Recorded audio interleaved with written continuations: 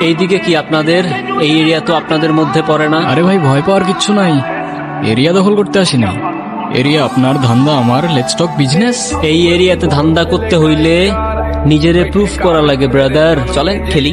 এত চাপ নিতে পারবি? এটা সমুদ্রের তলা, শুধু চারিদিকে পানি। ওই দেখ দেখ, ওরা করতে আইছে ধান্দা, দুইটা নতুন আমদানি। আমার হোমিজ আমার সাথে। দেখ, আমি তোর পথের কাটা। এখানে ডিল করতে আসছোস, মাসে কত কামাস কাকা?